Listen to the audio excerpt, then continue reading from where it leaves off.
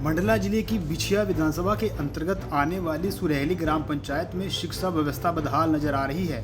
यहाँ प्राथमिक शाला के मासूम बच्चे पिछले 2 वर्षों से अपने ही स्कूल भवन से बेघर हैं। जर्जर भवन के कारण कभी किसी ग्रामीण के घर में तो अब बारिश के बीच मुक्तिधाम परिसर में बने टीन शेड के नीचे पढ़ाई करने को मजबूर हैं। विडंबना यह है कि जिस टीन शेड में कभी इस स्कूल की शुरुआत हुई थी, आज वर्षों बाद बच्चे फिर उसी अस्थायी ठिकाने पर शिक्षा लेने पर विवश हैं। ग्रामीणों का आरोप है, कई बार शिकायत और मांग के बावजूद प्रशासन ने अब तक नए भवन की दिशा में कोई कदम नहीं उठाया है, जिससे लोगों में भी भारी नाराजगी है। कौन सी क्लास पढ़ते हैं? 5वीं। ये यहाँ बैठ के पढ़ रहे हो? क्यों पढ़ रहे हो? स्कूल गिरता है इसलिए।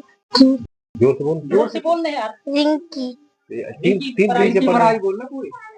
रिंकी मरावी। आज 3 दिन से कहाँ पढ़ रहे हैं? हमारे स्कूल गिरता है।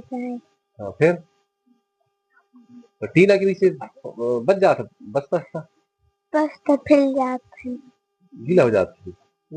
आपको बता दें कि प्राथमिक शाला का भवन 2007-8 में बनाया गया था, लेकिन अब वह पूरी तरह जर्जर होकर गिरने की स्थिति में पहुंच चुका है। सुरक्षा को देखते हुए प्रशासन के निर्देश पर विद्यालय को वैकल्पिक स्थान पर संचालित किया जा रहा है। फिलहाल मुक्तिधाम परिसर में बने टीन शेड के नीचे बच्चों की कक्षाएं चल रही हैं, जहां न तो पर्याप्त सुविधाएं हैं और न ही सुरक्षित माहौल। आसी कौन सी क्लास पढ़ते हो? 5वीं। ये 3 दिन से कहाँ पढ़ रहे हैं? स्कूल गिर रहा है। फिर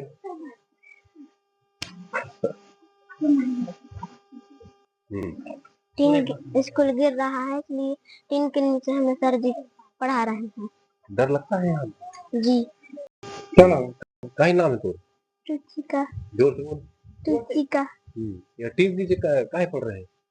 स्कूल। जोर से बोल। स्कूल। बारिश के मौसम में यह व्यवस्था बच्चों और शिक्षकों दोनों के लिए परेशानी का कारण बन जाती है। तेज बारिश होने पर टीन शेड के भीतर पानी टपकने लगता है, जिससे बच्चों की किताबें और कॉपियां भीग जाती हैं। खुले स्थान पर पढ़ाई के दौरान सांप, बिच्छू और अन्य जहरीले जीव जंतुओं का खतरा भी बना रहता है। क्या नाम है आपका? बसुलाल की है। कौन सा पद में है? ये प्राथमिक शिक्षक। ये टीन के शेड के नीचे क्लास लगाने की क्यों जरूरत पड़ी आपको? यहाँ स्कूल जो है गिर रहा है सर जी। फिर तो वैकल्पिक व्यवस्था के लिए शासन से निर्देश था कि जहाँ जो जर्जर भवन गिर रहे हैं, तो किसी की मकान में मिलने की वैकल्पिक व्यवस्था करके बच्चों को पढ़ाया जाए ऐसा करके। तो जो जानकारी मंगाया गया तो उसमें सर जो हमारे गेस्ट आते हैं उनके घर मकान में दिया था, लेकिन यहाँ से कम 1 किलोमीटर दूर है वो। और पिछले वर्ष वहीं भी लगाए थे, ऐसी बात नहीं, लेकिन अभी वहाँ नहीं ले गए हैं मतलब। और सर भी कह रहे हैं कि दूर पड़ रहा है करके, तो इसलिए। कितने साल पुराना भवन है स्कूल भवन? ये भवन 2007-8 में बना था सर। और कभी मरम्मत नहीं हुई? ये मरम्मत तो हुआ था सर जी, लेकिन ये बेगर बीम वाला है तो ये पूरा नीचे गिर रहा था, तो मरम्मत के समझ में नहीं आ रहा है। अभी क्लास के अंदर मलबा देखा गया, कब देखा आपने इसको? कुछ तो पहले गिरा था सर जी, लेकिन अभी बीच में भी और गिर गया है, मतलब तो ज्यादा हो गया, इसलिए अंदर बच्चों को नहीं प्रवेश होने देते हैं।